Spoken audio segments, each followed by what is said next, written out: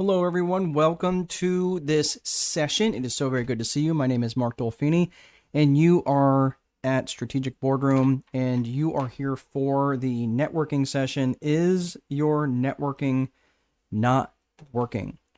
Nothing more frustrating than that. When you're out there, you're just doing the grind. You're out there like running for mayor, kissing babies, doing all the things, and you're just not getting any traction from your networking. Well, that is what we're going to be discussing today. And this is one of my favorite sessions to do just because I tend to attract a lot of people who really are very personable, very networking oriented. So I really love this session here. So don't be shy. I know you're not. I know if you're here for a networking session, you're expecting some networking. And if you want to share with each other and network with one another, if you want to share LinkedIn profiles or whatever, just understand I don't know a lot of the people that are on here. So and I might be meeting you for the very first time. So again, if your networking is not working, we're going to try to make your networking a little bit more effective, and we're going to get right into that. So this is not a super duper long session. I think we'll probably be done right at the top of the hour. But if you do have questions along the way, please just go ahead and type them into the chat. I've got a bunch of people on here. There's people on Facebook. There's people on LinkedIn. There are people on YouTube. So it is really good to see you. And yes. So, and then of course, for those of you who are on Eventbrite, and if you signed up through Eventbrite, you will be getting a replay sent to you automatically. So if you if you are a YouTube kind of person and you'd like to head over there, you can subscribe to other stuff, and you can subscribe to the channel, and you can see some other stuff that's been out there. So again, if you are just joining us, it looks like we've got a bunch of people just coming in. Please let me know where you're at, where you're from, maybe what line of work that you're in, so we can make this all relevant and do a little bit of networking. All right. So if you are, again, if you're struggling with your networking not working, you're in the right session. Before we get too far down the road, I want to ask you, again, we talked about this again, specifically where you're from, but I'm going to ask each one of you to pay attention to something for me. And I'm going to ask you, I am looking to connect with business owners and entrepreneurs that you may know who are in the service industry or the contracting industry. You might think of coffee shop owners. They might be in the real estate business. They might be in sales. They might be in rentals. They might be in property management. Or they're contractors like heating and air, or plumbers, or general contractors who do room additions. Stop and think right now. What did I just do? What did I just do in that last 30 seconds or so? I had a very specific ask. It's also called a pre-frame. So let me go back and hit that one more time, okay? So I'm going to ask each and every one of you to pay attention to something. Now you're leaning in. Now some of you might have been typing and saying hello, and we'll get to these in just a second. But here's what I want you to understand. I was asking you for something very, very specific. I was asking you to pay attention to something for me. I'm looking for connections with business owners. Do you know any business owners? Do you know any entrepreneurs? Maybe they're in the service industry. Maybe they're contractors. I want you to think of maybe a coffee shop owner that you own, or a restaurant owner, or they might be in the real estate business. Maybe they're in sales. Maybe they're in real estate rentals. Maybe they're in property management. Do you know anybody like that? Do you know any contractors, heating and air guys, general contractors, maybe someone you're related to? Oh, wait a minute. Yeah, right? You might be thinking of someone like that.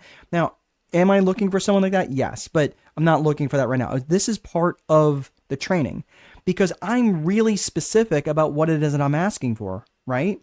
If I came in here and said, hey, do you know anybody who kind of needs some help with their business? Yeah, everybody. Everybody needs help in some way. That's way too vague. When I can be really specific in my ask about what it is, well, what it is about those folks? Well, generally what I can help them do is if they are really struggling with their growth, if they're really struggling with lots of turnover in their employees, if they're really struggling to get leads, if they're really struggling with finances, that's generally something that I can help them with as a strategist. And that is, again, that specificity is really important. Okay. So what I started out here is called a pre-frame, and it's a really powerful way to get people to think about what it is that you're looking for. So while we're together today, I want you to stop and think about who you specifically could ask for. We're going to get into that here in just a second. So let's do introductions real fast. And we've got King Maddox. Good to see you. Love your avatar, by the way. That is amazing. Hello, Jessica. Hello. Hi from Maryland. Very good. Nice to meet you, Jessica. And you are a salon owner. Fantastic. Well, it's good to have you here. And we've got Yvette Garcia from Dallas, Texas. Welcome. We've got Ivy from Arizona, and Yvette is from Dallas. Oh, yes, yeah, still from Dallas. Gotcha. Milford, New Jersey. Dustin, very good. Welcome from Milford. Milford, New Jersey. Is that right by the Delaware River, like right across the from Matamoros? I think I know where that is. I think I know exactly where that is. There's a pizza place right there in Milford, if I'm thinking of the right place. Wow, small world. I actually grew up in the Catskills, so I think I know where you're at there. Dustin, good to have you here. Um, Lisa, South Carolina owns a dog boarding daycare facility. Excellent. Good to have you here, Lisa.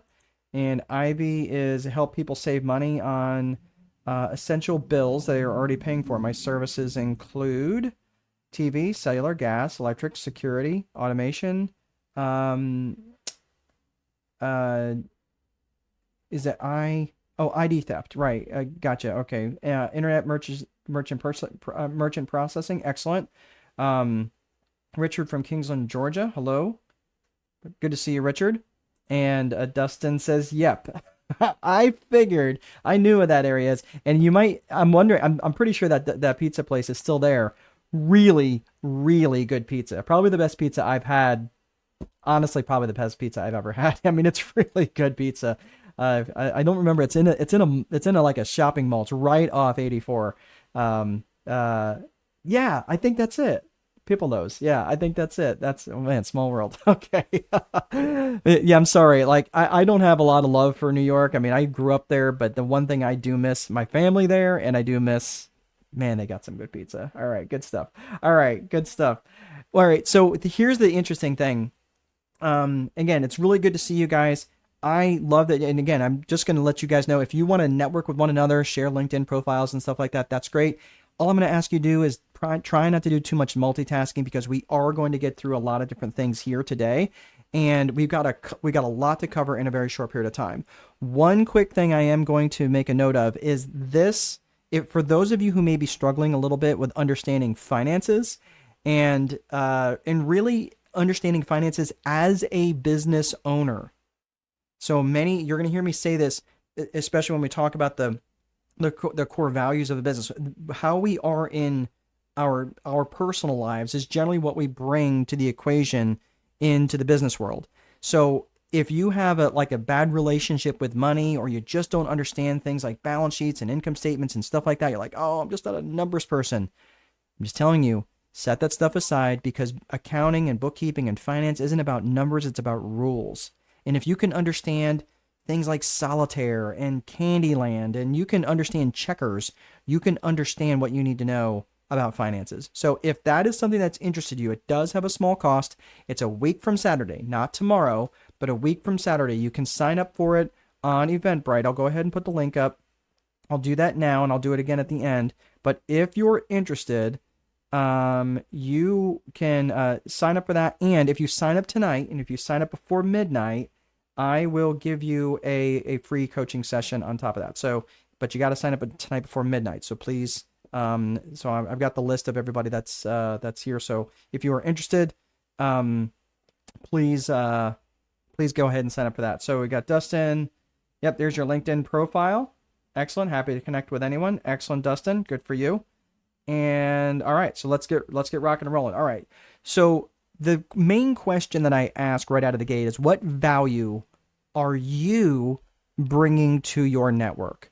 What value are you bringing to your network? So if you're out there, and let me know, go ahead and type in the comments, where are you currently networking right now? Like, just give me like your top 1 or 2 places that you network. And I don't want to see like anywhere, because I know like we can network anywhere. But if you are an active networker, where do you go? Do you go to your chamber after hours, your chamber of commerce after hours? Are you a member of BNI? I was a member of BNI for 14 years. I went all the way up the chain. I was an area director for BNI. Absolutely love that organization. Wonderful organization.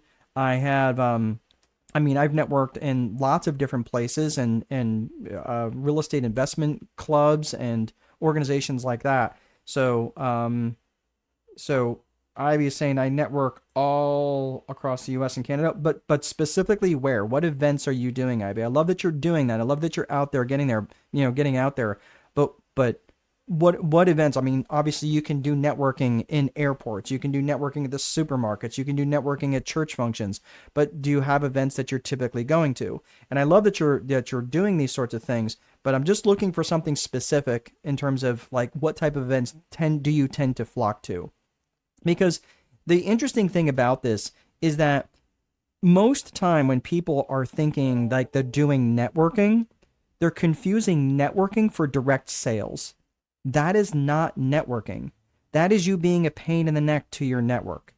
And I'll give you an example. Let's say for argument's sake, I came on here, and I don't have an expectation. I'm doing this for free, right? You did not pay anything to come on here. But I provided value by giving you all a mechanism to connect with one another. There is value in that. Did I say, hey, in order for me to connect with anybody, you got to pay for some stuff? No. I brought you value without asking for anything in return. Really, truly. And that is the interesting thing about when people stop and they think about what value they're bringing to their network first. That is where your networking can really go to the next level, is when you're providing value to your network, but you're not asking for anything in return. Does that make sense? So most times when people are labeling it networking, they're actually trying to sell to the people that's across the table from them. They're actually calling that networking when in reality that's actually direct selling. They're like, yeah, I'm not really getting any juice from the squeeze from my networking. Okay, well, tell me what your networking looks like. Well, I go into a networking function and I'm like Machine Gun Kelly trying to hand out as many business cards as I possibly can. And then I tell everybody in the room about my product or service, and I'm just not getting anything out of it. Be honest. Would you really expect to get anything? What value have you brought to these people? All you've done is punch them in the mouth and talk about you.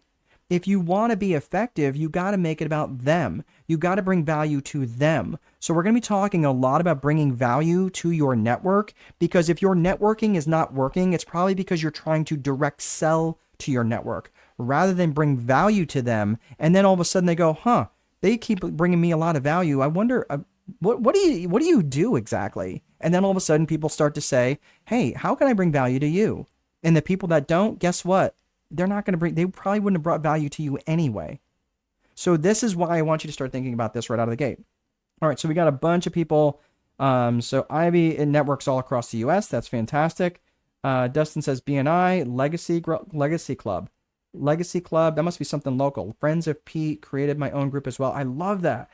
Creating there's a person who works for Strategic Boardroom, and she has monthly meetups, and she's got like 50, 60, 70 people that show up to her events. She is phenomenal. She's a fantastic networker and also a master connector. She's connecting lots of people inside that group. Really, really good. Jessica, local town business association, fantastic. Social media, Facebook, Insta, fantastic. Excellent. And again, and something that I love about that, where you can absolutely network and network well. In fact, another person who is in Strategic Boardroom, she has her own bookkeeping business, but she also works within Strategic Boardroom.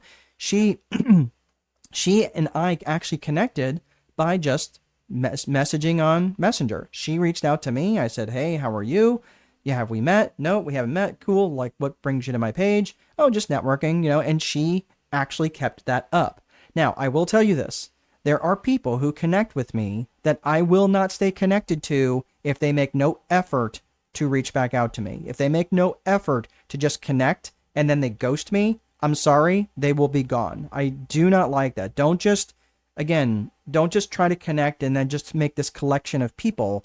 I actually want, and I'll message you, and if you don't message me back, I'll give you a little bit of time, but generally within a week or two, you're gone. Right? Because I can't stand when people are just collecting people and they don't actually connect back. So what are you actually doing? If you are reaching back out to people and connecting with people that way, how are you keeping track of those people, right? Or are you just kind of, letting it fly by the seat of your pants? Again, I get it. It's a lot to manage, but if you are going to use Facebook and Facebook Messenger to network, then I would put it's incumbent upon you to make sure that you're maintaining those connections. So very, very good, Jessica. I like that you're doing that. Yvette, Chamber of Commerce, BNI, Alignable. Alignable, I've seen that pop up a lot. I've not done much with Alignable or even with LinkedIn in terms of networking, but I have seen that. So very good, Yvette. Thank you. Ivy's, churches, BNI, real estate wealth investment. I love that. Very good, Ivy. And Lisa, I'm attending local vendor events, visiting dog parks to connect with dog owners. I think that's phenomenal. That's really good. You're in the dog grooming, right? I love that. I think that's great. Dustin, local community events. That makes a lot of sense. Ivy, I used to do this, but I learned very fast that people will start to ghost you. Yeah. Are we talking about the, you're talking about the Facebook stuff. Yeah, I absolutely agree with that. And Yvette is saying value equals referrals. That is exactly right. I'm telling you, if you're not bringing value to them, why are you there? Why are you even showing up? So again, this is going to be the premise of everything we're going to be talking about in terms of this. So one of the main premise around building value comes to trust, because people are not going to refer you, and they sure as heck are not going to buy from you if they don't trust you. And there are two main elements to trust. Now, this is foundational, and I work as a strategist, which means I look at things from top down. So yes, from the foundational perspective, if people don't trust you, then they're not going to buy from you, and you will never know why. So we're going to talk about two main elements of trust, which is competence and character. And when it comes to competence and character, those are two trees that share a symbiotic, they share a symbiotic relationship. They share the same root system. And that is really, really important when you're thinking about creating trust and creating trust with the potential buyer that's in front of you. So when you're looking at creating competence or demonstrating competence, the fastest way to create trust is to demonstrate that you know what you're talking about, okay? But you've got to make it relevant to the person that you're talking to. So if you're only talking about you and you're not making it relevant to them, they're gonna be like, oh geez, all he does is talk about himself. But if you're making it, if you can make and demonstrate your competence, but make it relevant to something that is important to them, they will listen to you. Okay, if it's not, it's like being that know-it-all about everything. But again, if it's not relevant to them, who cares? Okay, so you have to have some discernment, but you also have to demonstrate character, because again, I could give you the keys to the kingdom in terms of knowledge, but if I demonstrate poor character, again, you're not going to listen to me. If I was like, again, I have a wonderful relationship with my bride, but if I started talking about, hey, I got a hot date with a girlfriend, coming up, you're like, dude, what the heck? Like, you mentioned that you were married, right? What do you mean? Like, you know what I'm saying? Like, there's a lot of ick around that. You're like, dude, I don't want any part of that. You see what I'm saying? Like, that's why, and I see this a lot, and I'm mentioning this now because a lot of you had mentioned that you go to networking events, and I see this a lot, where people go to networking events and they drink way too much, or they get a little bit too loose, and they start demonstrating little cracks in their character. And I'm telling you, there's reasons why I don't do business with people in town, because of the way that they have demonstrated their lack of character in certain things. And I'm sure I've had lapses too. I'm sure I've had lapses of character as well. Trust me, I am not perfect. And there's probably people who will not do business with me because of those reasons. I get it. I totally get it. So I'm just saying the competence and character, those are two trees that share the same root system. So everything else I'm going to put up here, caring, confidence, commitment, communication, and consistency, all of those areas of trust are absolutely, these are fruit of these two trees. So caring, trust. Have you ever heard of the phrase, that people don't care about what you know until they know how much you care? Yeah, because there's some real truth to that. If they feel that you only care about the transaction and not about the relationship, people are not going to do business with you. Some may, but people need to know that you care. People need to know that the product or the service that you're selling is going to solve the problem for them. And if they feel like you don't care, they're not going to do business with you, or they're not going to trust you at least, and they probably won't do business with you. What about confidence trust? If I came to you and said, well, yeah, I mean, Jessica, yeah, I kind of think that you're seeing screen frozen. So I'm not experiencing that, Jess. If you need to, sometimes you have to reboot, go out and come back in. So if someone could type that up there for Jessica, yeah, sometimes you have to go out and come back in. So Safwan, it's good to see you. Greetings from part-time ACCA from Pakistan. Oh, excellent. Good for you. Let's connect on LinkedIn. Outstanding. And he's got the got his LinkedIn profile there. All right. So so when you're looking at your confidence trust, if I said to like Jessica or Yvette or Ivy, hey, yeah, I think my product is pretty good. I mean, it should work for you. Am I demonstrating much confidence?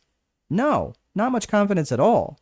That's going to be important for you to really believe in your product or service. And if you don't, or if you're representing a company that you're really not sure how well they can do it, I'm telling you, people will know. And again, people will not trust you, and you may never know why. What about commitment trust? How committed are you to your product or service? This is also important, and I'm telling you, this is very true of people who have their own businesses, people who are entrepreneurs, people who are business owners, and the label of, oh, I'm a serial entrepreneur. I get it. I was that guy too. But I'm telling you, if they feel that your commitment is split in too many different directions, that you're serving too many masters, that you have this business over here and this business over here and this business over here and this business idea over here, and every time you get out of the shower, you have another business idea that you're getting ready to roll out, and you have 7 or 8 businesses when in reality, they're just 7 or 8 jobs, that does not show much commitment to your trade. Does that make sense? So I'm just saying, they may not trust you because they don't see the commitment, and you may not know why. What about communication trust?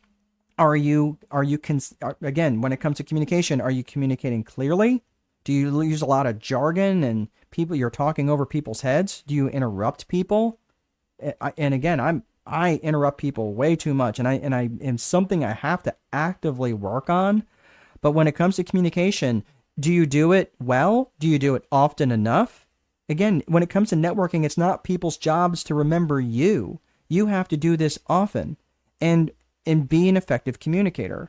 And the last one is consistency. How consistent are you in your networking? How consistent are you when you're showing up with your product or service? And all of these areas will relate to that trust. And all of these last 5, the caring, confidence, commitment, communication, and consistency, those are all incredibly important. And again, those are fruit of the 2 trees of competence and character.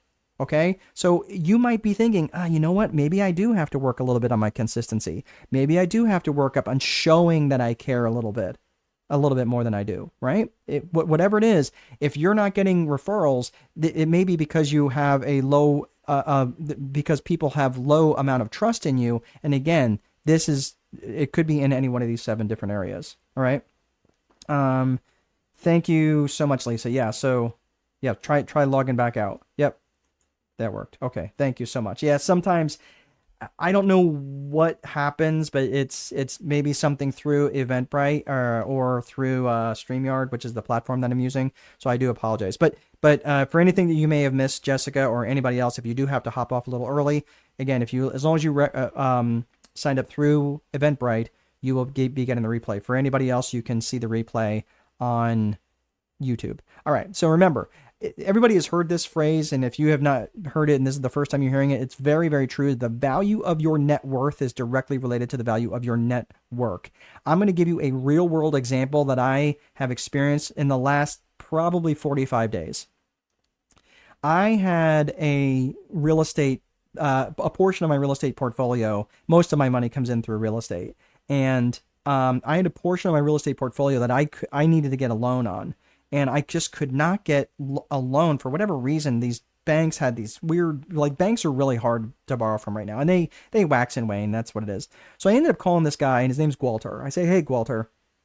And I said, hey, do you happen to know of anybody? And he's a real estate guy. I said, do you happen to know of anybody who's lending right now? He's like, oh, dude, I got two guys, like, that I could absolutely hook you up with. I said, oh, okay, cool. Like, am I gonna get murdered on, on rate?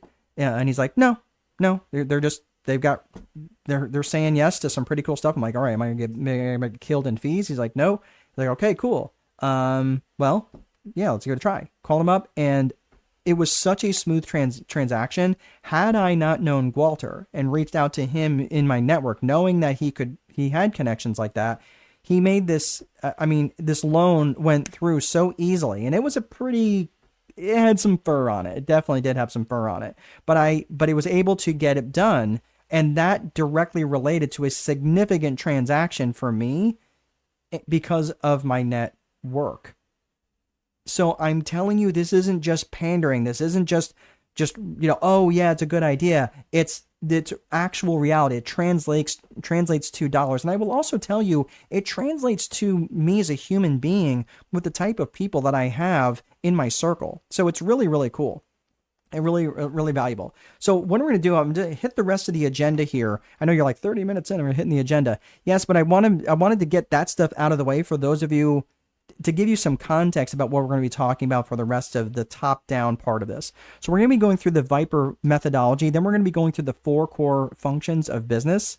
Then we're going to be talking about lead generation specifically, and then actual networking. And then, of course, we'll talk about some different success strategies.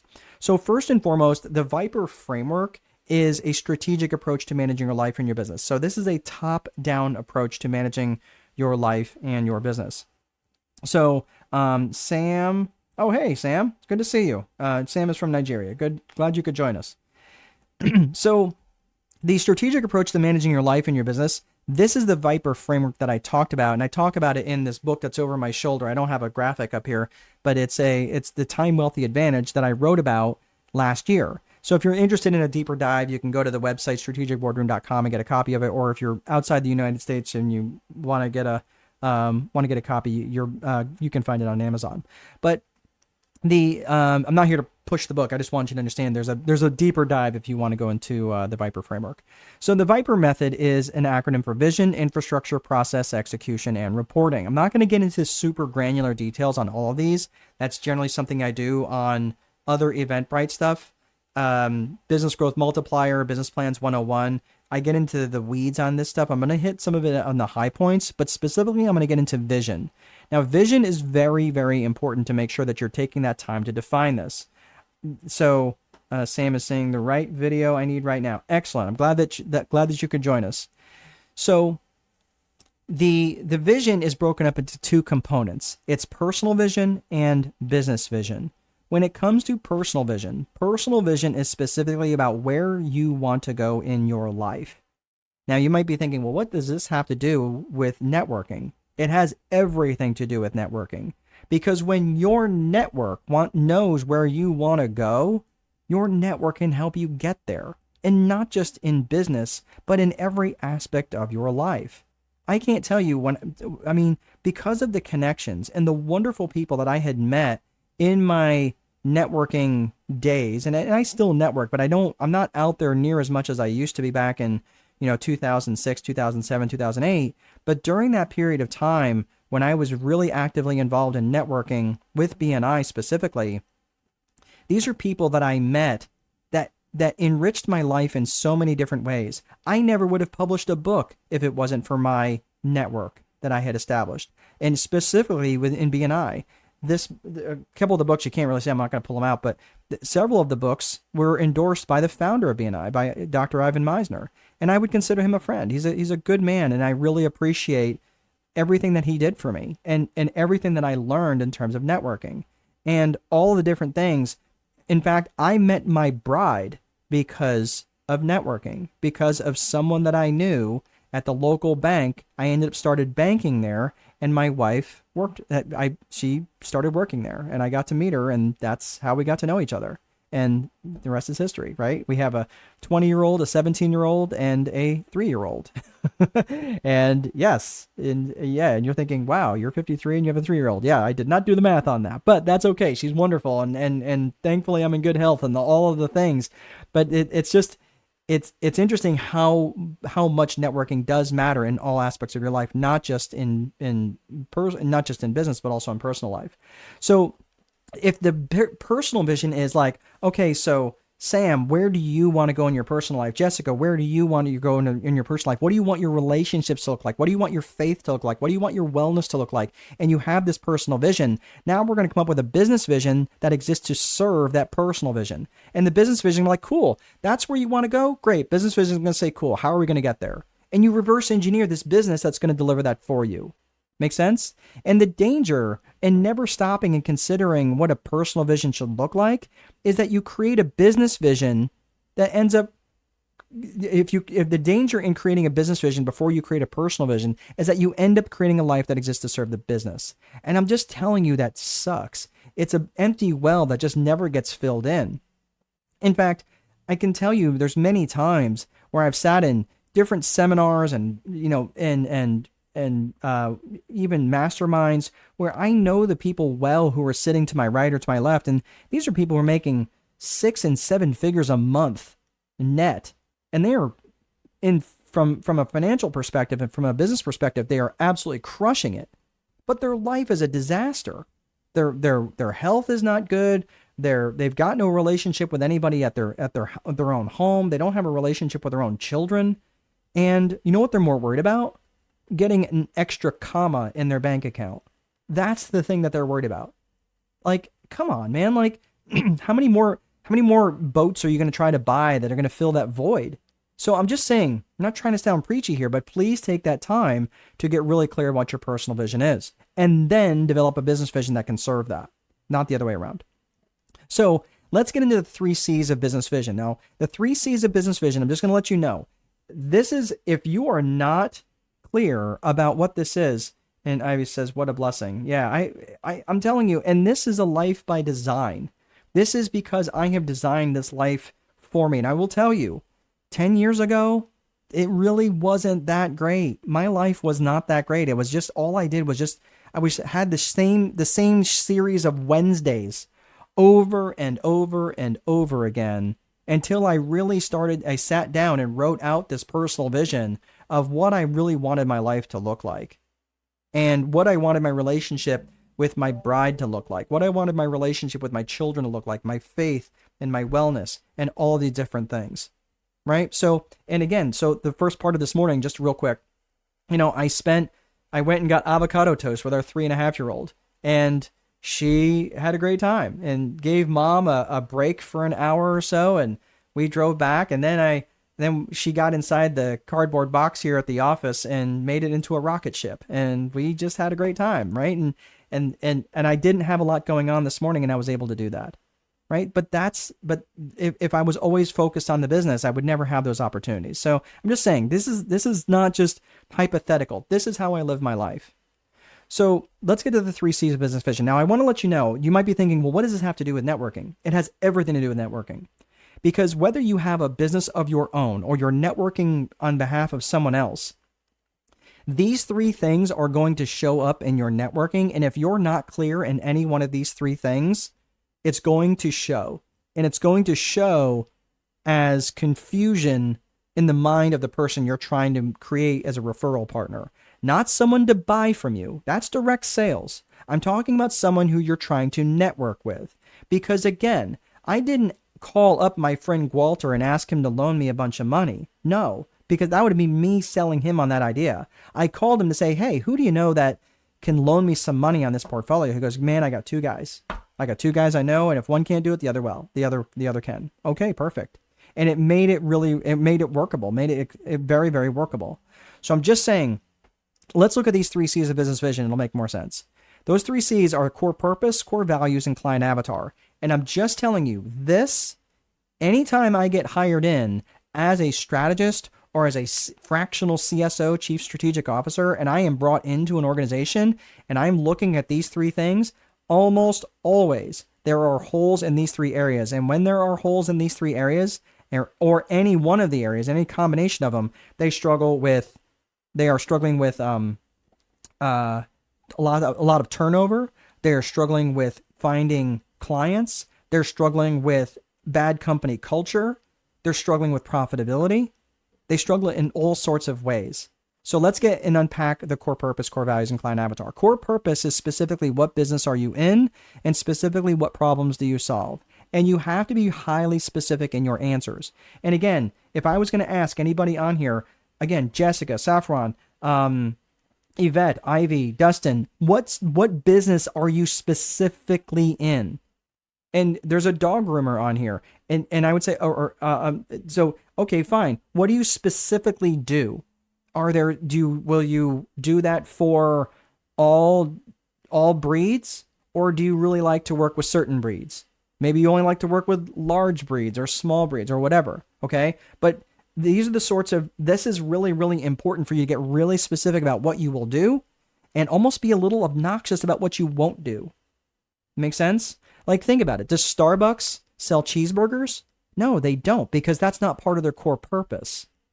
So let's, again, and be really specific, highly specific about what problems do you solve. You say, well, I do a lot of things. Okay, I respect that. And there was someone on here who talked about all the different, I think it was Ivy, who talked about all the different things that she does with internet, internet service and ID protection and, identity theft and all that other stuff, right? I get that.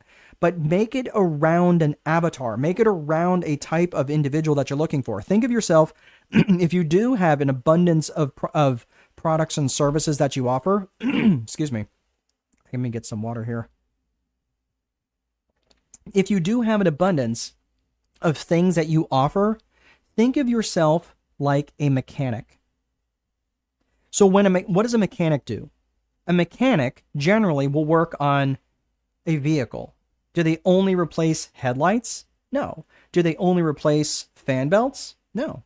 Do they only replace wiper blades or do brake jobs or mufflers? No, they can probably do all those things, right? Will they work on a transmission? Maybe not, because that's probably too highly specialized.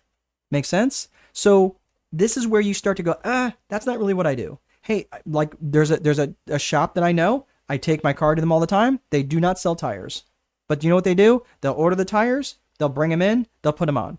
That's what they will do, right? But they don't specifically sell tires. They say, hey, we actually buy them from this vendor, we bring them over, we put them on, right? So I want you to think about it from that perspective, but they do only work on passenger-rated vehicles. They won't do dump trucks. They won't work on your lawnmower. That's what I want you to think about in terms of your core purpose, okay? Especially for those who offer lots of different products or services. I want you to think of, hey, what business are you in? What problems do you solve? Hey, we get you up and running again. That's what you do. That's where you need to think about that as a mechanic, right? The mechanic, hey, we get you on the road again, nice and safe, and we do it, we do it using original equipment manufactured parts, OEM parts. Okay, great. Let's talk about core values. Now, core values is what matters to you about this business and how would the world be worse off if you went out of business. That's from the business owner's perspective. But your core values is demonstrating who you are. Okay, so I want you to think about this. So Ivy is saying, you're saying, yes, I make sure to customize with who I am talking to. Example, an investor who owns a property back east. I can put money back in their pockets by saving money on gas and electric bills for properties they sell and own because they make residual income. Fantastic, right? Because if you started talking about all this different stuff, they're going to think of like, oh, okay, what level of commitment do you have? Like, how can you be good at all those different things? Me, as a strategist, I have lots of different tools in my toolbox, but for only 4 functions of a business: lead generation, sales, operations, and accounting. That's it. You start asking me about tax law, you start asking me about zoning, you start asking about all these different things, man, or you start asking me specifics about internet marketing. I mean, I know enough to do my own, but I don't know all the nuances of different things. That's why as a strategist, I have to be careful because I don't want to look like a damn know-it-all. That's not what I do at all. I want to make sure that I can help them in the 4 core functions of their business and know where my lanes are. Okay? Excellent. I'm glad that you brought that up, Ivy. Yeah, yeah. I'm telling you, because people are like, you do all that. Well, how can you be an expert in any of those things? You have to be careful in terms of and adjust the conversation to the person in front of you. So, in the core values, remember what you're bringing to your business. Your business is just an extension of you. So when you're thinking about the core values, you have to think about what matters to you about this business and how would the world be worse off if you went out of business. But the core values is what determines your company culture. And the company culture and the company brand have an inextricable link. So you might be thinking, well, how do I define my core values? Simple. What are your core values? Great. How do I define my core values? Well, what are your values? And here's a great way to think about it. We have lots of different values. We all do. I value peanut M&Ms and I value my family. Do I value peanut M&Ms more than I value my family? No. So when something is a core value, it's when you're willing to get up and off the couch and act upon something. If someone broke into my office here and said, "Give me all your peanut M&Ms," I'd be like, "Fine, dude, take them. I'm not going to go to war over peanut M&Ms." If they break into my house and threaten my family, they're going to be met with war, okay? Because that is a core value. So that's why I'm saying think about a core value based on the extremes. Have you ever had a friend? Sometimes it's a loved one, sometimes it's a romantic interest, and that all sucks. When they start to wander off the reservation, when they head down a path that you're not willing to follow, that's probably because it violates a core value of yours. And that's how you know what a core value is for you. You know where that line is where you go, you know what? I'm not willing to do that. Nope, I'm good. I'm sorry, man. It's going to break my heart, but I can't follow you down that path. That's because it's a violation of a core value. So think of the excessively good things in your life. And what if you something so good that if you could replicate it, you would.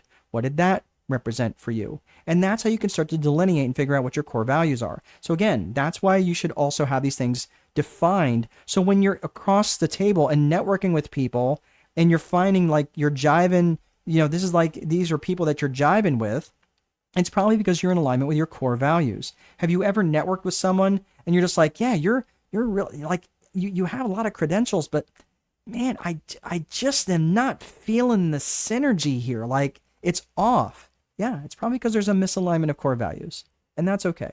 That's totally fine. There's nothing wrong with admitting, you know what, you're just on a different path, right? And that's cool. But I'm going to head this way and you continue on your own path. So that's why I'm saying when you have those core values defined, it's much easier for you to find the people that you want to network with. And it's also helpful when you find the customers that you most want to work with. So that's core values. So we talk about core purpose, core values. Now we're talking about client avatar. These are the people you specifically and ideally want to serve. Who are these people? And I want you to think about them in terms of where they are, their geographics, their demographics, and their psychographics. Again, the geographics is where they are. The demographics is who they are. Are they married? Are they single? Are they wealthy? Are they poor? Are they educated? Are they not educated? All the different demographic information. And then finally, their psychographics, which is how they think and how they buy. How they think and how they buy. This is going to be really critical for you to bring to your network so you can help them find these people. Remember in the very beginning, for those of you who are here, I was, you're saying ICP. I'm not sure what ICP is. If you could hit on that a little bit further, Yvette. But when you're looking at the demographic, when it comes to the psychographics, again, this is when you're starting to think about these individuals, ideal client profiles. Okay, perfect. Yep. Thank you. Yeah. So for me, I would look at for me, that's the client avatar. That's the ideal person that I absolutely want to work with. If you want to use, if you understand who that is through ICP, ideal client profiles, that's perfect. So for me, I want to know, thank you, Yvette. And I hadn't heard that nomenclature before. So when you're thinking about the psychographics, this is how they think and how they buy. And I want you to think about this from the context of these people who you're trying to attract. And the psychographics, think of the phrase ALIA, the ALIA, their attitudes, their lifestyles, their interests, and their aspirations and goals. So when you're thinking about this, and you're thinking about the individuals you're trying to attract, and having that conversation with the people that you most want to network with, and again, the people that you most want to work with, think of their attitudes. What is their attitude towards your product or service? What's their attitude towards their industry, or the industry that you're in? Like for example, there was a guy who I knew really, really well. We became very good friends, and he worked at a local dealership, and the local Ford dealership, and phenomenal guy, just an absolutely phenomenal guy. And he was saying, because I had a small fleet of vehicles with my property management business, and we just got chatting about different things. He's like, and we were having a networking session one time, and he said, just a one-to-one session. That's what they call it in B&I parlance. And he says, yeah, I'd love to, do you have any vehicles, that you want to bring by or anything like that? So we were just talking. I was like, can I be honest with you? He's like, sure. I said, listen, man, every time I have ever brought a vehicle to a dealership, it's cost like 40% more than if I took it to a local shop. And he goes, I understand that. He goes, but that's not what we do. I was like, really? And he's like, no, I'll show it to you. He's like, and that's not like just because I'm, like we're friends. He's like, but that's the way we do with everybody. And I said, interesting. And they were right. And it was for a long time. They were just as equally priced, if not better at times, with their pricing. And I had an attitude towards, or basically I had an attitude against bringing my vehicle to a dealership for repairs. And they worked on all makes and models, by the way. So think about that. Think of the attitude that people may have towards your industry.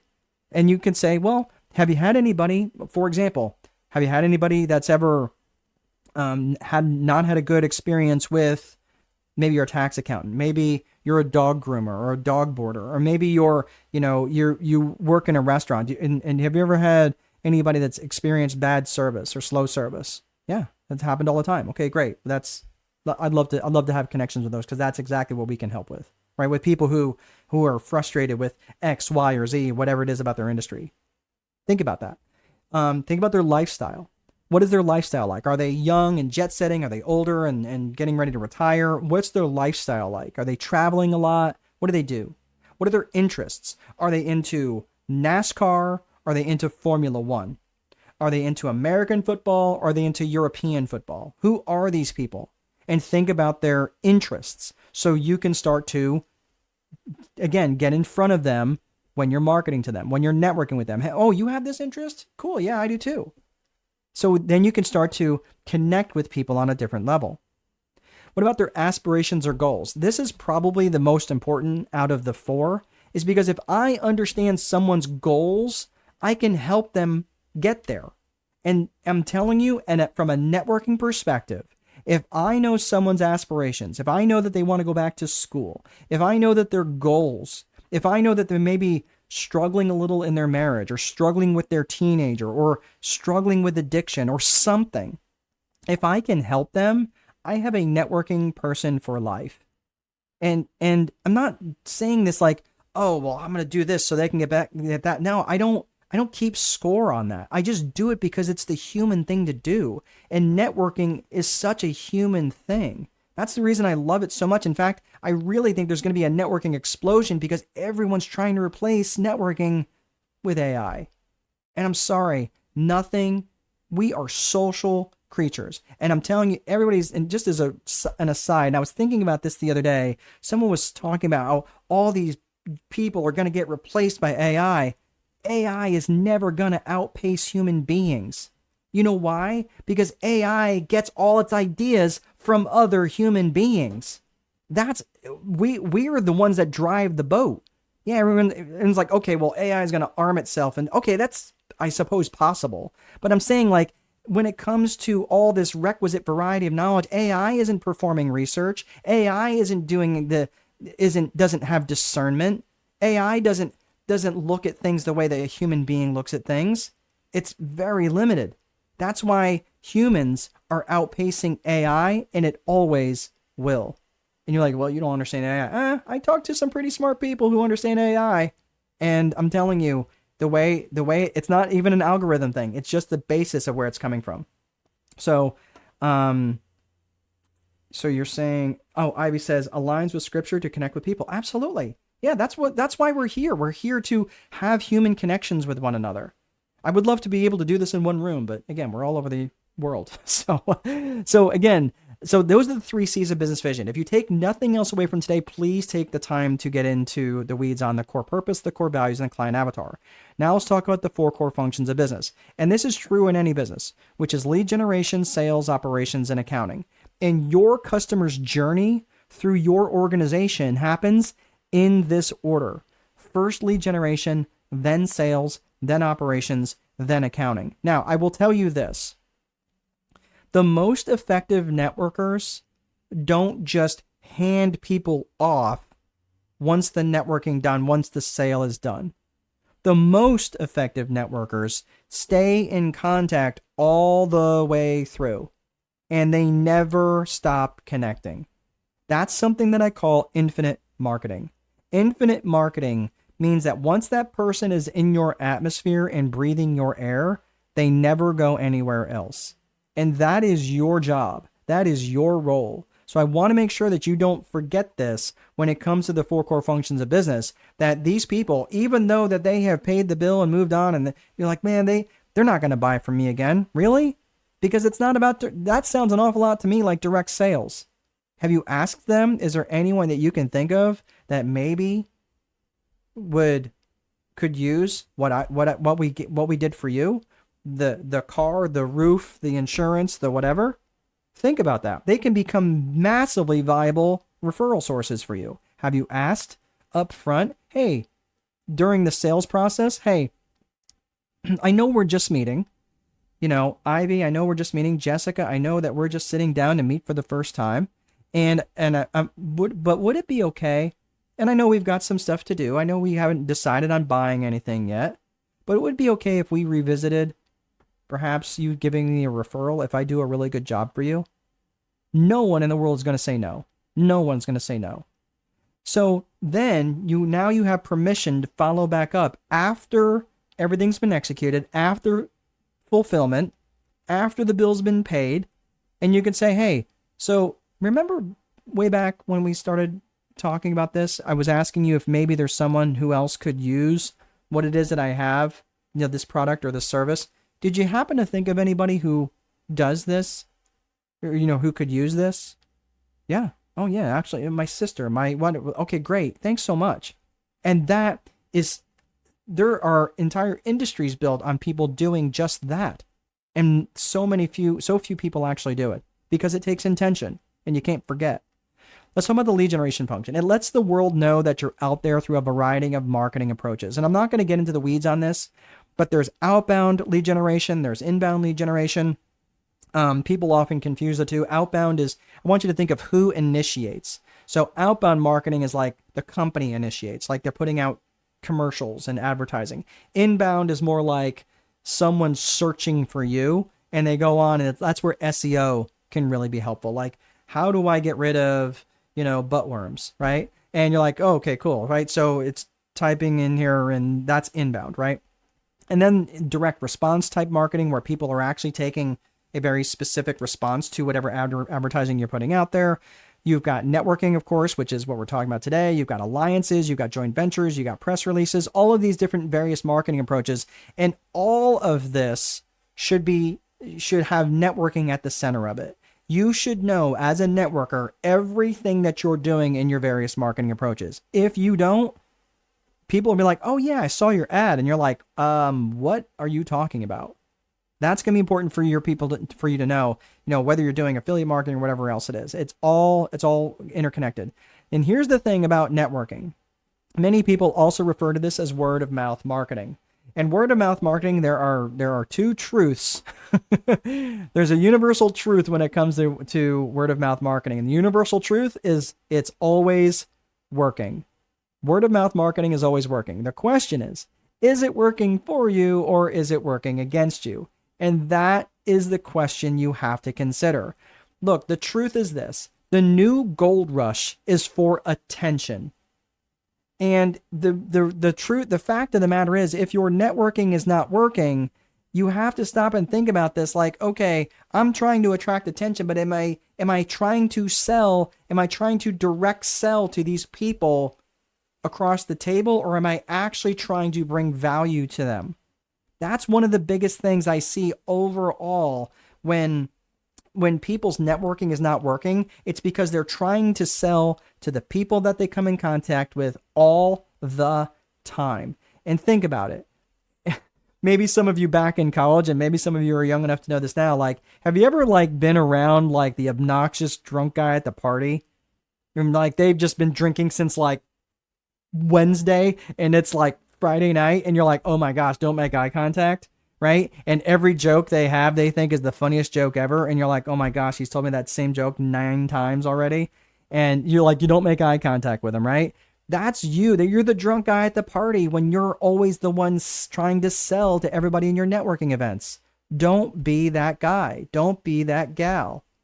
So you have to consider that if your networking is not working, it also needs to be part of an overall strategy where you're owning the mental real estate of others.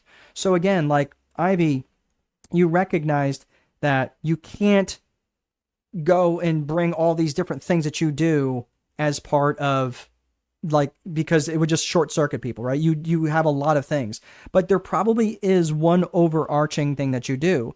Maybe it's financial wellness. Maybe it's, something like, well, let's go through this whole section, because I have a lot of different tools in my toolbox, but I don't want to just unroll what it is that I do, because that may not make sense to you. It may not necessarily be the thing that really strikes the nerve, right? Generally, there's probably a lead. There's probably one thing that's pretty common to most people that you could probably help. With my buddy who had he worked at the dealership. Remember the guy who repaired cars? One of the things that they did, which I thought was absolutely brilliant, is that they would repair tires free of charge. So like you got a leaky tire, or you got a nail in a tire, they would allow you to come in, they would take the tire off the wheel, they would coat the inside of the tire, put the tire back on, mount it, balance it, the whole thing, and do that free of charge. And I was like, dude, why would you do that? He's like, because we're going to get them for everything else they need on that vehicle. And what's it going to cost us? $50? He's like, but we may end up with thousands of lifetime value customers, or thousands of dollars in a lifetime customer. And we're not going to try to sell them something else when they're there. We're just going to say, cool, go on about your way. We're not going to pester them like, oh, well, we found 19 things when the car was up on the lift, right? Like, they're not going to do that. Now, if they see something truly dangerous, they may say something, but they're not there to do that. They're just there to fix the tire, right? So for that overall strategy, they worked on all makes and models, passenger rated vehicles. That's what they were known for. Make sense? So for you and for anybody else who offers lots of different products and services, you may want to start to think about what is the overarching thing that you do to help people with their, with the overall strategy, so you can occupy the mental real estate space of others. For many people, I am known as a real estate guy, but for others, I'm known as a strategist. For other people, I'm known as a Marine. They only know me from being in the Marine Corps. Okay, great. They only know me as a veteran. Some people only know me as certain things, but many people, you folks, you know me as a strategist. You know me as an educator. This is the mental real estate that I want to occupy of others. So think about that. And if you're too fragmented, you've got all these different core purposes, find a way to wrap that under one umbrella. And this all comes down to visibility, credibility, and profitability. This is something that for those of you who are in the BNI world, you may recognize. When you are first meeting someone, for many of you, I'm barely in the visibility stage with you, which means that you and I are just getting to know each other. We're in visibility. That's it. That's the visibility stage. It's not until we get to credibility where you start to recognize my capabilities, my competence, my character even. That's how that credibility is so important. I can't get to profitability with you until we go through visibility, then credibility, and then profitability. Too many people, they try to short circuit this process that they meet, they exchange business cards, and they go, oh, you've got a widget? I need to buy a widget. Let me sell you a widget. And they're like, dude, whoa, light a candle, romance me a little bit. Like too much too soon. And I will say this, and this is not meant to be a sexist thing. It really isn't. There are some studies that do show that there are gender differences in terms of networking, that females tend to be more relational. They tend to take a little bit more time to go through the credibility process. Men, on the other hand, tend to be a little bit more transactional, where they can go through the VCP process a little faster. That's very broad brush, but I'm just suggesting that you have to recognize that whether they are male or female, you have to recognize that certain people are going to take longer to get through that credibility process. So it may take you meeting with them a few times before they buy from you or before they start sending you referrals. Make sense? Now, think about this for just a second. Have you ever had someone that recommended like a book or a movie to you, and they were like, oh my gosh, this is the best book, this is the best movie, this is the best restaurant, right? And you go and experience this book, the movie, the restaurant, and you're like, why would you think I would enjoy that? Like, it was a terrible experience. And you're like, yeah, that place was terrible, right? You're like, oh my gosh, I love that place. Now you're like questioning this person's like character. You're like, really, dude? Like, you thought that was good? Oh my gosh, why would you think I would enjoy that? Have you ever had that happen? Yeah, of course we all have. That is because when you're giving a referral, it's very much the same way. I gave a referral to someone who was in a direct, they were in an MLM, a multi-level marketing thing.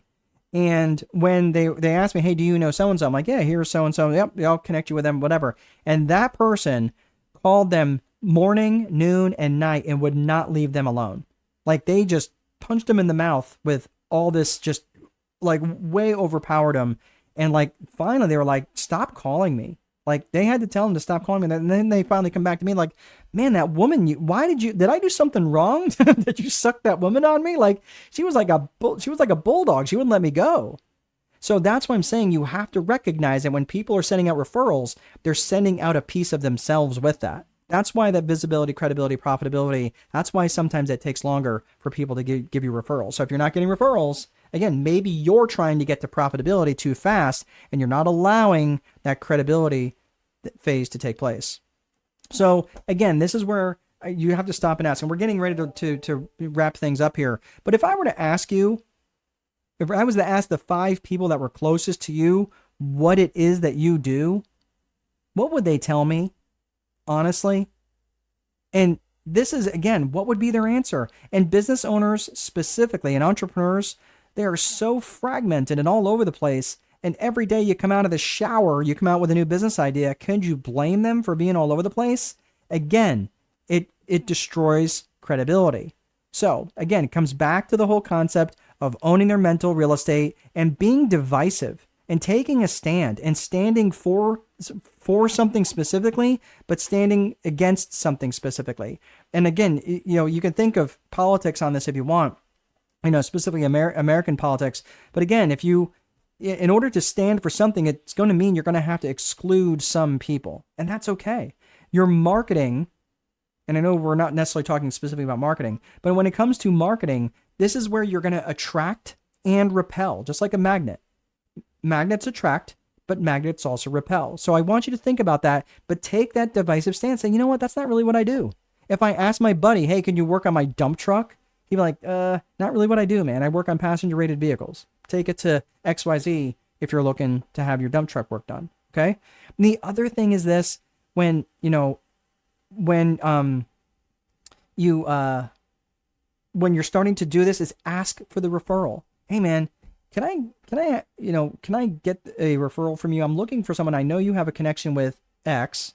Would you be okay with opening up a referral for me? Right. And be specific. Don't be like, oh, well, yeah, could you talk to them for me, and then or not be really specific about it, but ask them for the referral. Say, what would be the best way to connect with that individual? Like I've been calling them and I've been getting blown off. Yeah, he doesn't take phone calls. He's a texter. Okay, cool. Could you open up a text thread with him for me? But don't be shy about asking for the referral. And not just for the sale, ask for the referral. You're not selling to the person. You're not selling to your referral partner. Trust and know if they want to buy what you've got, they will ask. But ask for the referral. And this is again why your networking might not be working, because you're asking for the sale and not asking for the referral, because you're wearing them out. Okay. So, Yvette, we're getting to the end, Yvette. So I'm going to answer that question in just a hot second. Okay. So we'll get to the end. I'll answer all the questions and then, but that's a good question. So I'll just hang tight for the second. The whole point of this is to lead with massive amounts of value. So this is where you have to start realizing that you need to bring something of value to the person on the other side of the table that is important to them. Again, think of their interests, think of their attitudes, their lifestyles, their aspirations, and their goals. What is important to them, and bring things to them that would be valuable to them. And it may not have anything to do at all with your product or service. If you know someone who's sitting across the table is maybe they are a young married couple and they don't have any family in the area, and they've got a 4-year-old and they desperately need a date night, maybe, and you find out that a local church or a local, has a parents' night out sort of situation, and they can drop their kids off and like, oh, this would be great, right? And you bring that to them. Do you think that they would value the fact that you remembered that they desperately needed a date night out or just an hour alone with one another, right? So this is the other thing I want you to think about. Again, leading with massive amounts of value. How do you prep your network for referrals? Okay, this is going to be the secret sauce of the whole thing. So let's say, for argument's sake, that I'm networking with Yvette, or I'm networking with Jessica, or I'm networking with Ivy. And I say, they're like, okay, Mark, I hear that, you're a strategist. I understand that you really like working with married, they tend to be Christian couples who are really super busy. They have kids at home. They're struggling with profitability. They're struggling with turnover. They're having trouble growing their business, and you can help them with that. How do I open up that conversation? Like, how do I connect them to you? Like, cool. All right. So let me ask you something. Do you have someone in mind? And one of these ladies says, yeah, it's my brother-in-law. Okay, cool.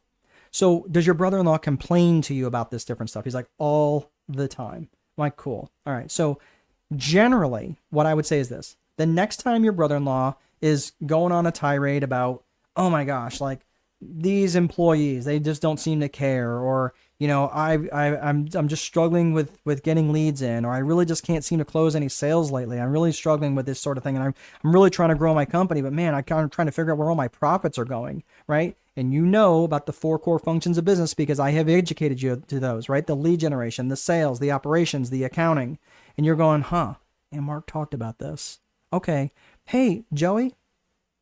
Yeah, you've been talking about this thing for a while. Let me ask you, do you have anybody helping you with that? Who's helping you with that? Who's helping you with that? Now, I'm educating Ivy and Jessica and Yvette on how to get a referral to me. So if I say, hey, the next time you hear Joey talk about that, just say, hey, who's helping you with that? Who's helping you with that? And you'll go, yeah, I can say that.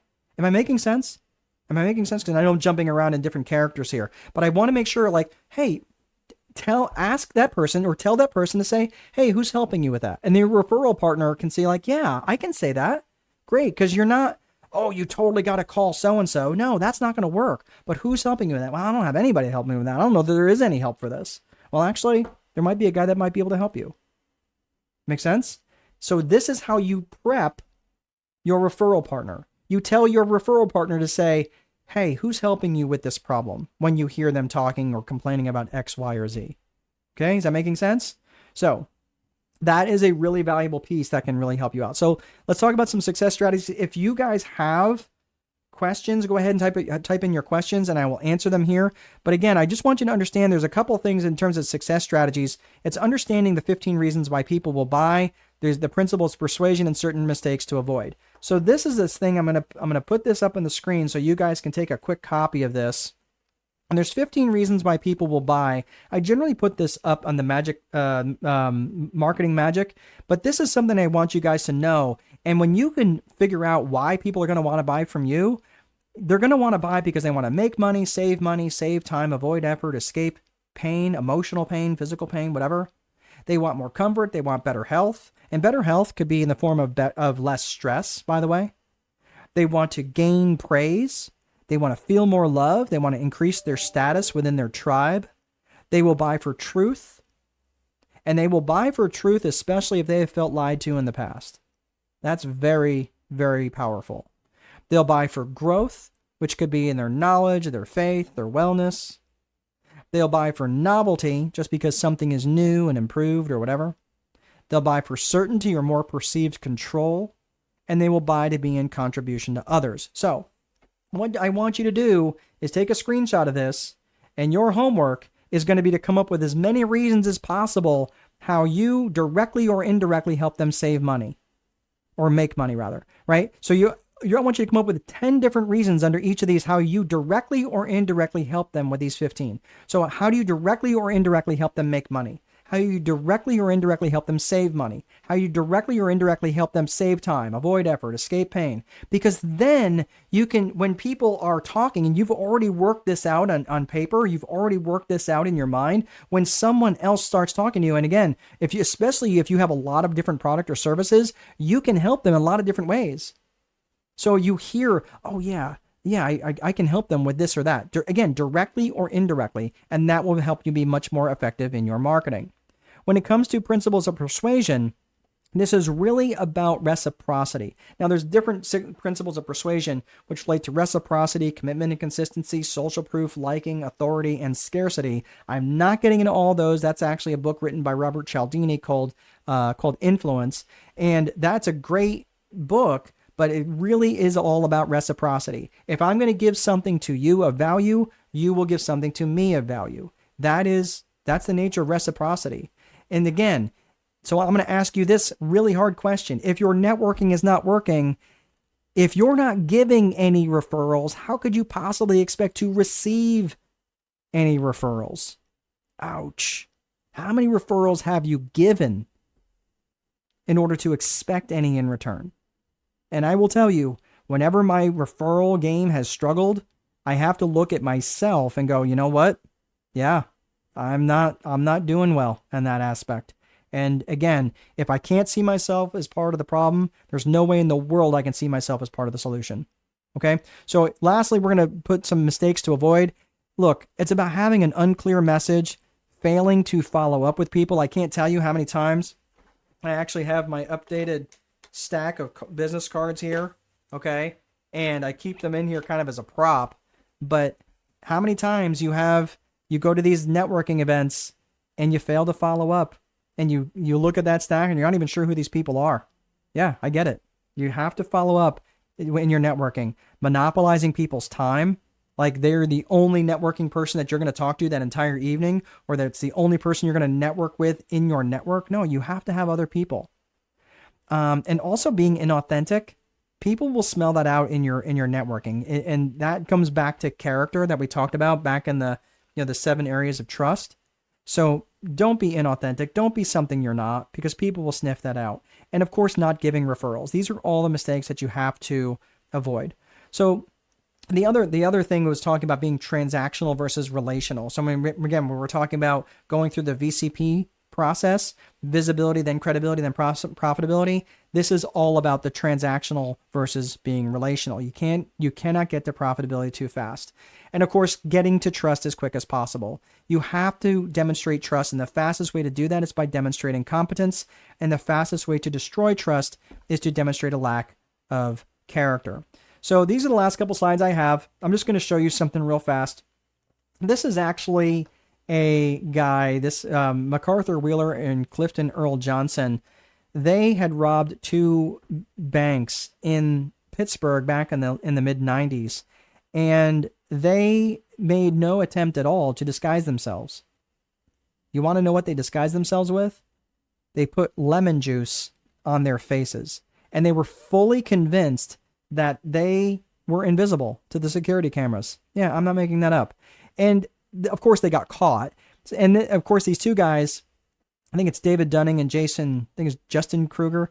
They were two psychologists, and they're like, okay, there's got to be something about how false confidence plays a role for people in different aspects of what they think they know versus what the actual reality is. And this is often very true for business owners. So everybody starts down here at the bottom where they don't know very much and they have very little confidence. But then they say, well, how hard could it be? And their confidence spikes very quickly until they get to the peak of Mount Stupid. And then it crests very quickly and they start to realize, oh my gosh, I didn't know what I didn't know. And it crashes down very quickly until people get into the valley of despair. And if you learned a little bit, but your confidence is in a massive crisis. But if you keep learning and you keep working on your competence, and you'll eventually start up that slope of enlightenment until ultimately you get to the plateau of sustainability. My point here is to have a support system. And the support system that I would recommend for you, again, this is where we do a lot of networking, different things, I have a school community called Strategic Boardroom, and you can head over to school.com/strategic boardroom, and we hit all sorts of different things. I'm not here to promote this. I just want to give you something to consider if it is something, if you're looking for a community that you guys can network in. They are business owners just like you. So again, if it's something that you are interested in, you can head over there as well. So one last thing I'm going to do, and then I'm going to get to the questions, is there is a money and finance business owner bootcamp that I have. It's a week from tomorrow. So it's a week from Saturday. And if you are struggling with your understanding of business or finances as a business owner, this isn't going to make you into a bookkeeper. This isn't about making you into an accountant or a tax accountant. This is about understanding being a business owner and everything related to balance sheets, income statements, and just the things that you need to know and nothing you don't. And in addition to that, you also get the full access to the money and finance course, which is it really goes through nuts and bolts of making you not only strategic in your thinking, but also bankable. So if you want to learn how to borrow in the name of a business, that course is for you, and you get that for free. And if you sign up today before midnight in this course, and this is where I will also put the Eventbrite link in there. If you sign up tonight before midnight, I will also throw in a one-to-one strategy session with me. So that is in the comment section there. Let's get to the questions. All right. So got a question from Yvette that is, okay, how do you get there showing up consistency one-to-ones? So I think what you're asking specifically, when you're saying how do you get there, and like how do you get to this area where people are trusting you, how do you get there where people are networking with you? I do believe it's about consistency, because this goes back to that consistency trust. So think about it. There were people that I swear to you, I think the only thing that they did when it came to anything that resembled work was showing up at networking events. I would go to random events, and not random, but it didn't matter if the event was at like 10 o'clock, 11 o'clock, noon. They were at every single event. I'm like, dude, do you work? Do you do anything other than this? And I knew they were the one doing fulfillment as well. Like, you can't be, like, you're not that busy. But the thing was, they never actually spent any actual one-to-one time with anybody. They just showed up at events. And I'm like, man, like, are you really making any money at this? And so that was they were consistently showing up in one area. But then I would say, well, hey, why don't you and I, meet for coffee or something like that? And I could never pin them down. And it was a lack of consistency. They wanted to, oh, well, I can't because I do all my networking out in the open, but I never do any one-to-one. Okay, well, dude, I want to get to know you a little bit. You're highly visible, but I don't know how competent you are. I don't know how credible you are. You just keep showing up to all these things. And if, in fact, if all you do is all this networking, but you're not demonstrating any credibility, I'm still not going to refer you, and I'm certainly not going to buy from you. So this is where, again, there's a fantastic question, Yvette. What I would suggest is making sure you're consistent, but making sure you're consistent in the right ways. So you have an opportunity to demonstrate your competence, but also so you can learn about the other person on the other side of the table, so you can give them referrals as well. So you can not only be referable, but you can also refer to others.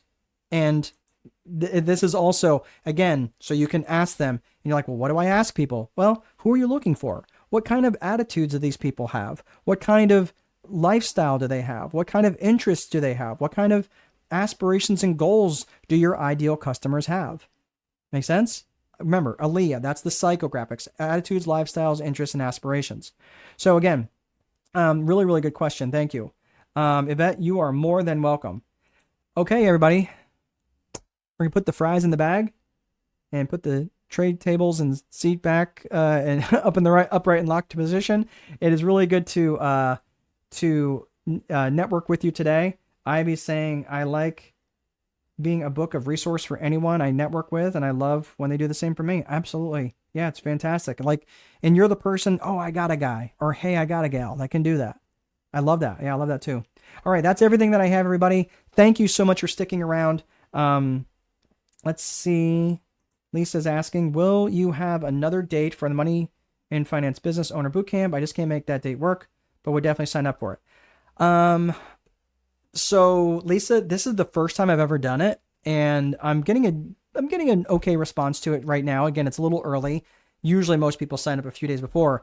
Here's what I can offer you is if you sign up, if you sign up today, you and I will get a one-to-one session. You will also get the replay sent to you. So if you can't sign up for the session, you will get the replay. And what you could do is save that one-to-one session for after the Saturday session, and you can ask me any direct questions during our one-to-one coaching session. So that's an alternative that could work for you. And you will also get the business owner, the Money and Finance Advanced course as well into this. So it's an entire video course. You get that as a bonus in that. So that could work for you. So unless you really just want to do it live, but I'm just telling you, I don't know that I plan on doing it again. And that's not like me being clever. I just truly don't know that I'm doing it again. I'm doing it just trying to test the market, see if there's interest in it. So thanks for letting me know that you'd sign up for it. But that's why I'm offering the replay, and that's also why I'm offering the course. So Dustin says, thank you, Mark. You are more than welcome, Dustin. Enjoy that pizza. The last time I was there, I ate a pizza while I was there, and I ordered a pizza to take home with me. Oh man, it was so good. It is very, very good. Their meatball pizza is unbelievable. Jessica, thanks so much. Another great class. Thank you so much, Jessica. It's good to see you. Amir, it's my pleasure, Amir. Glad you could hear. You were here. Ivy, great presentation. Loved it. Fantastic, Ivy. Thank you so much for being here today. And Lisa, that's a great solution. Oh, my pleasure. Hopefully I will see you sign up for it. And if you again, you sign up before midnight tonight, I will throw in that session for you. This class was awesome. Thank you so very much, guys. Here's the thing. I love the accolades. I really do. But the main thing is, what are you going to do with it? What are you going to make actionable with this? Do something. I'm not expecting you to do 19 things. Do one thing. Just do one thing a little bit better. And focus on that one thing. And then once you get that implemented, then you can work on something else. Or implement one thing right now to really make and get your networking to the next level. So you guys have been absolutely a blast. Thank you so much for sticking around, and I'll see you guys in the boardroom. Take good care.